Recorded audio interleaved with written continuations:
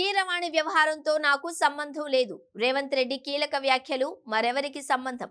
తెలంగాణ రాష్ట్ర గీతంగా ఎంపిక చేసిన జయ జయ హే తెలంగాణ అనే గీతాన్ని ప్రభుత్వం అధికారికంగా రికార్డు చేస్తున్న సంగతి తెలిసిందే. దీనికి Tollywood star music director Keeravani సంగీతం అందిస్తున్నారు.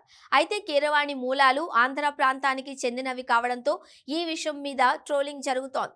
తెలంగాణ ఆత్మగౌరవంగా భావించే రాష్ట్ర గీతాన్ని ఒక ఆంధ్ర ప్రాంతానికి చెందిన వ్యక్తికి ఎలా మ్యూజిక్ ఇస్తారు అనే విషయం మీద సోషల్ మీడియాలో చర్చ జరుగుతోంది.